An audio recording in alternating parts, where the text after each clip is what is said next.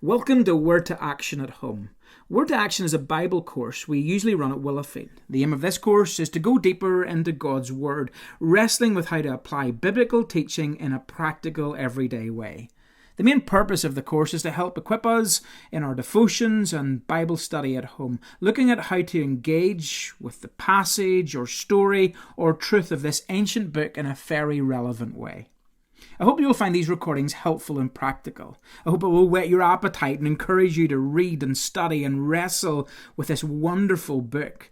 But most of all, I hope it will encourage you to see that you can do what I do, that you can take a passage and with some patience, with some hard work and with some practical tools, you can bring the Bible to life in a spirit-filled, life-giving, transformative way.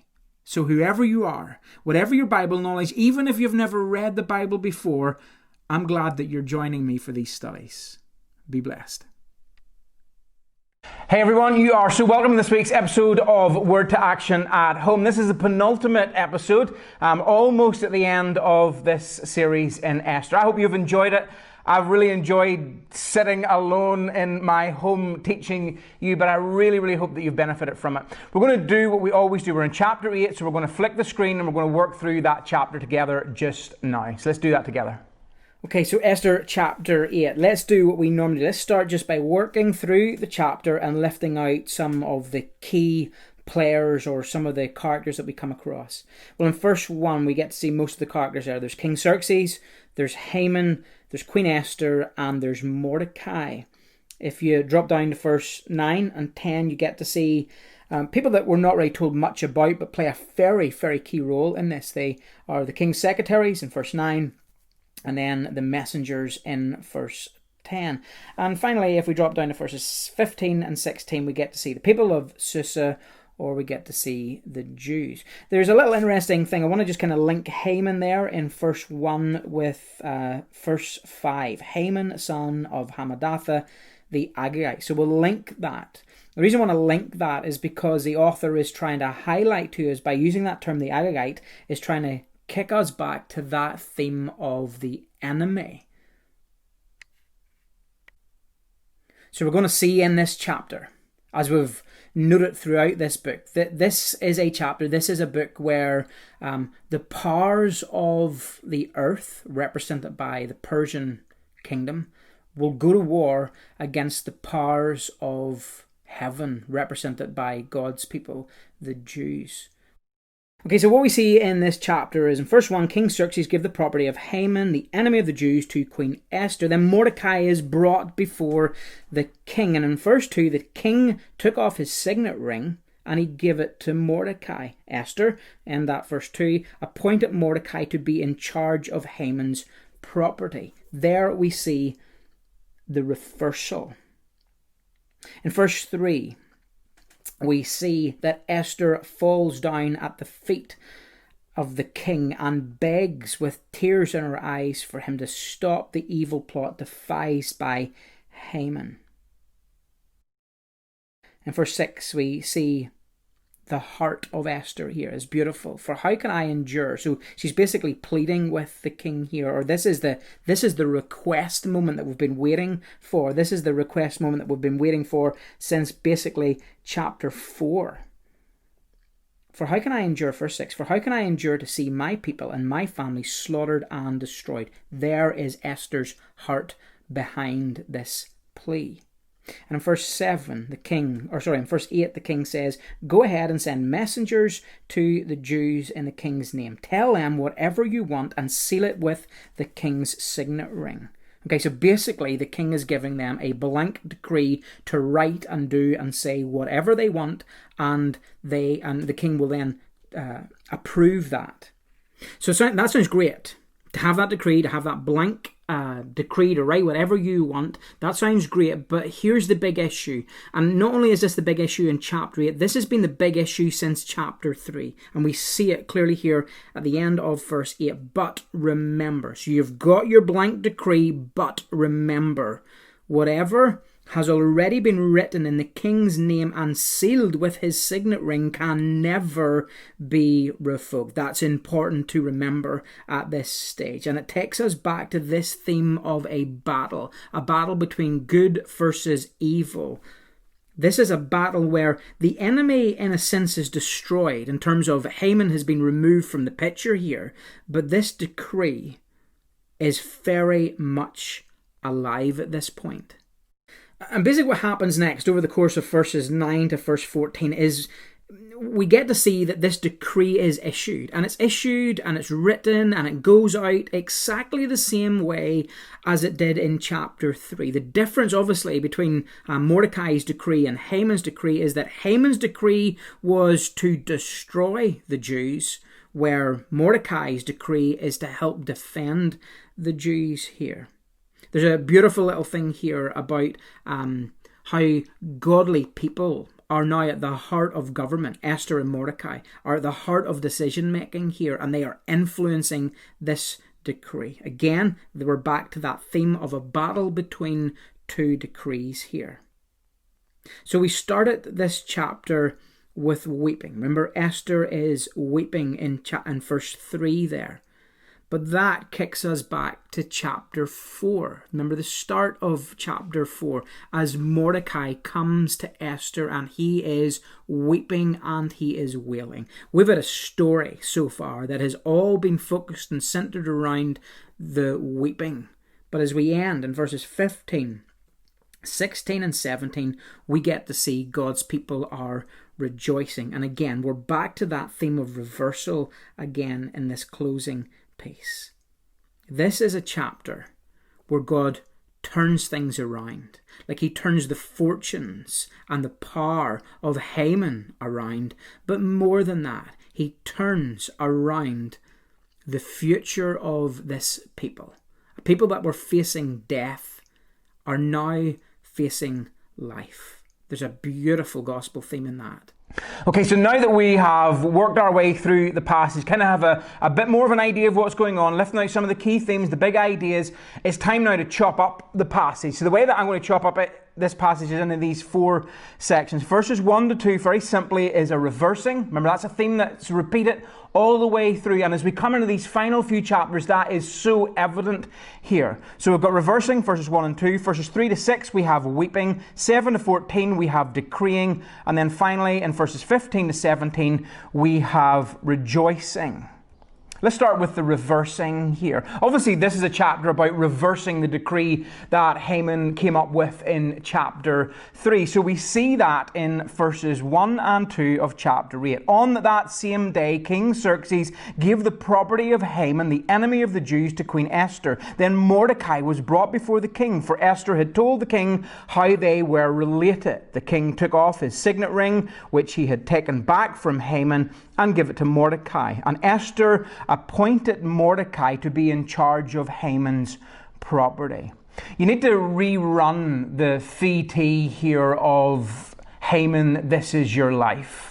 You have to think about the power shift that is going on here. Like, it's so easy just to think, well, Mordecai gets his reward and we just forget about Haman. But before we forget about Haman, let's rerun the VT. Let's go back to chapter 3 and let's get the highlights and lowlights of Haman's life. Like, as you first see him come onto the screen, you will remember that everyone is celebrating. You remember the room that we find Haman in is littered with congratulations on your new job. Congratulations on your promotion. We would see people cheering and celebrating the fact that Haman has become the second most powerful man in this Persian Empire. He has become the prime minister. We would also see highlights of people bowing down before him as Haman walks through the streets. This is a sign of how important he is, a sign of how powerful he is. But then we will start to see in chapter 3 very quickly develop this egotistical monster who comes onto the scene, who masterminds this evil decree. Like, for an entire year, he's rolling a dice to try to land on a date that will appease the gods and appease the king so that he can go to the king and say, on this date, 7th of March, almost a year later from chapter 3, I want to annihilate 15 million Jews. Haman quickly becomes the villain in our story, the evil power in our story. Yet here is the reversal. That person who was once the second most powerful man in the kingdom with all this power and all this influence, it is now gone and it has been turned over or reversed and given to Mordecai. I guess in chapter 8 at this point we expect not weeping but celebrating, because think about it. Haman has been defeated. Haman has been removed. He has been executed. The villain is no more in our story. Why are people not a little happier in this narrative? Mordecai has been rewarded. Why is everyone not celebrating this? Well, as one commentator says, the enemy may have been defeated, but his schemes are still need to be frustrated. So basically, Haman's dead, but his evil decree is still very much alive. And remember we said in the preach, that is the core issue at play here. The big issue in this passage is that decree. The big impossibility, the big obstacle has always been the removal or reversal of a decree which by law cannot be removed, overturned, or revoked at this point. Esther still needs to go to the king, and that's what she does in verses 3 and 4. Esther went again before the king, falling down at his feet and begging him with tears to stop the evil plot devised by Haman the Agagite against the Jews. Again, the king held out his gold scepter to Esther, so she rose and stood before him. Don't skip over these verses either. This is the second time in this book that Esther will risk her life to go to the king. Like, remember, we've stressed this, but it's important to set this context. There is another law that says you cannot approach the king without an invite. In fact, to do so, remember, is worthy of death. Esther's already done that in chapter 5, but here again in chapter 8, she risks her life again to go to the king to ask him to reverse this evil decree. I want you to read those verses and read on those verses and think about the conversation or dialogue that happens between Esther and the king, or think about what Esther is asking. Because here's what I'm thinking. And I hate to go back and do this, but did you not think that chapters 5, 6, and 7 were a bit slow and lots of detours and delays along the way, as Esther in chapter 4 finally realizes her calling, finally is ready to go boldly where no Esther has gone before? But then we start at chapter 5 with banquets, and that was strange. I can't help but thinking as we land in chapter 8 here, chapter 8 should have been what chapter 5 was all about. Like, I'm not sure that I wanted banquets. I'm not sure I wanted delays along the way. I wanted to see Esther do exactly this in our book. Like, we could have skipped over a few chapters. We could have missed out a few preaches and just gone straight from chapter 4, Esther, go for such a time as this, to Esther making the request here in chapter 8. But here's the thing. We need those chapters in between 5 to 7 to set the scene here. And it's really, really important that the scene is set for chapter 8. It's really important that God does a work of preparing the way, preparing Esther, preparing the king. There's a lot of stuff going on behind the scenes. Here's why it is so important to have those banquets and have those seeming delays that we get frustrated at. I love what Deborah Reed says here. Esther reemerges with her triumph over Haman, inspiring her with confidence and the reader with hope.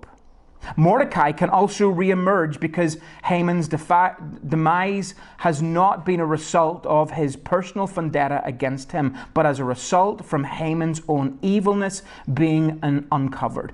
You can see in these chapters both Mordecai and Esther reemerge kind of as the good guys, and I don't really want to use that term, but that's kind of how they appear or how they come across. So it's not that power went to Mordecai's head. It's not that power went to Esther's head. They approach in such a gentle, slow, humble way as they go about this I guess it would have been easy in this chapter as queen just to play the queen card, or for Mordecai to play the prime minister card here, to charge ahead, because there's a panic here, remember? Like, we're under 9 months away at this point from this evil plot to annihilate the Jews.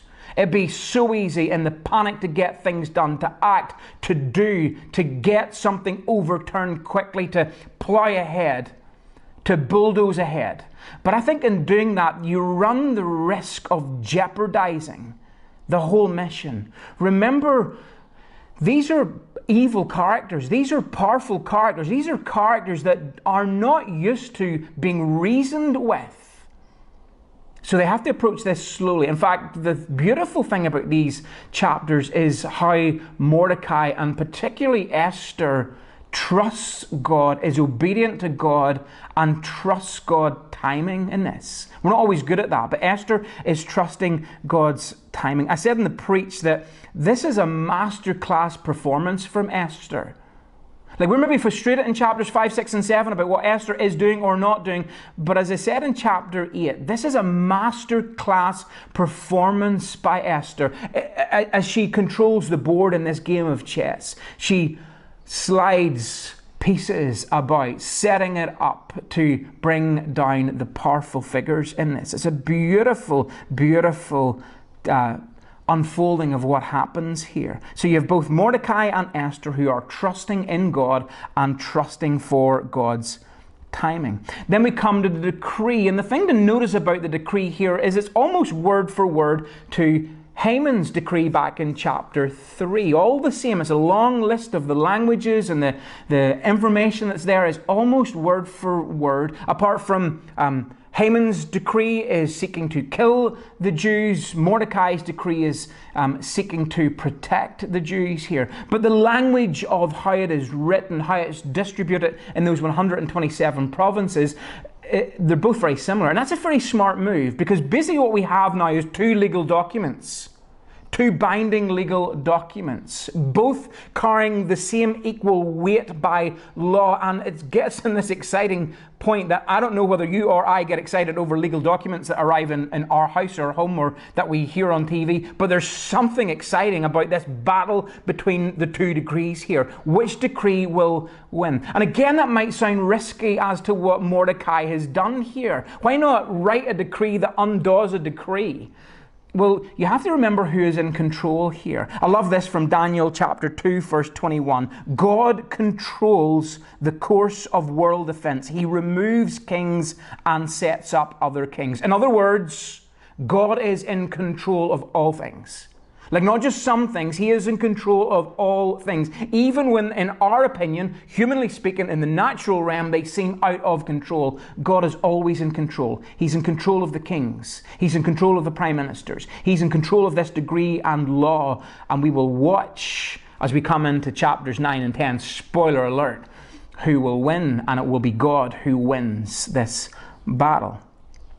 We move from decreeing in chapter 8 to rejoicing. Now, that's an interesting little thing here, because remember how chapter 8 begins. It begins with weeping. In fact, remember how chapter 4 begins. It begins with weeping. Remember Mordecai going to the palace weeping, sackcloth and ashes at that point.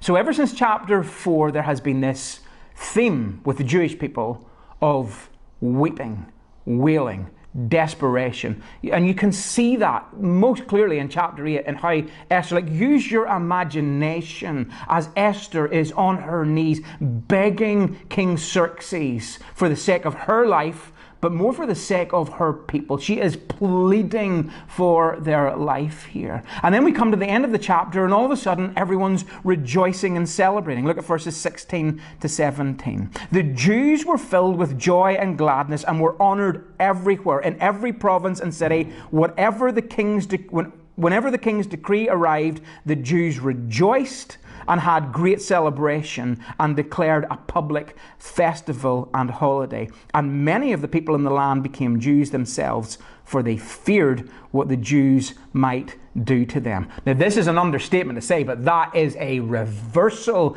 in this chapter. What a beautiful reversal in this chapter. I love this from Chuck Swindoll.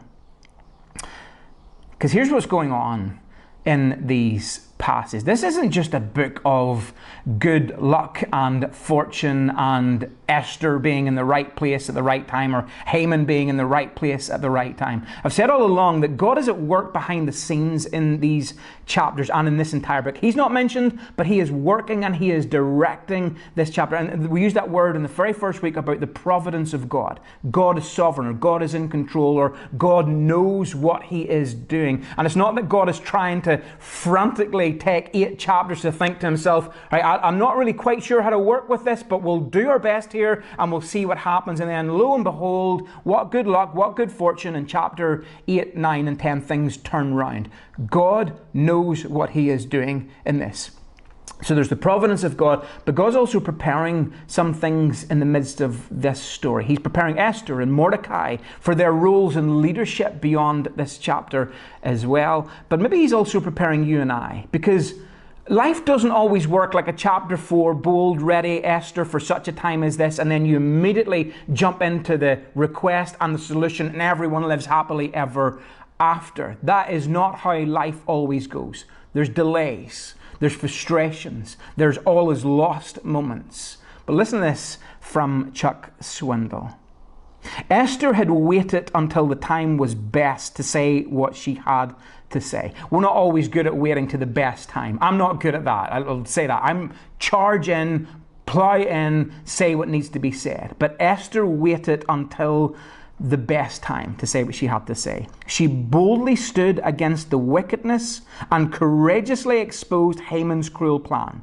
She then pled for her people, whom God preserved through the new decree. Esther did what was right. And as she lay down that night, exhausted, she could hear the music. Love this. She could hear the music and laughter from the Jews in the street of Susa. What a beautiful reversal to hear the weeping and the wailing of chapter 4, and then to lie down at the end of the night and hear a nation celebrate and party and rejoice and rest in the truth that they will be safe. Swindoll goes on to say, all walls fall eventually.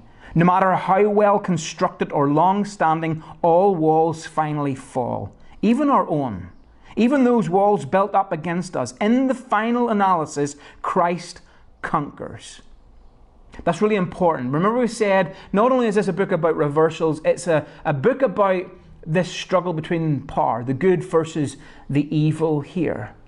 So whatever you are facing, because walls are falling at the end of chapter 8 here, and will fall in chapters 9 and 10. There's encouragement in this. Whatever walls you are facing, whatever you have been facing, whatever walls feel built up around you that seem to loom or tower over you or crush you or have you closed in, whatever walls you maybe are hiding behind or other people have put up against you, take courage today. We have a God who knocks down walls. Whatever the wall is, whatever the struggle is, whatever the temptation is, we can find freedom in God. And remember, all walls fall eventually. The most impossible thing happens in this chapter. A reversal of a decree. Be blessed. Be encouraged. Be safe. Thanks so much for joining me this week. Look forward to joining you next week for the last in our series in the book of Esther. Bless you.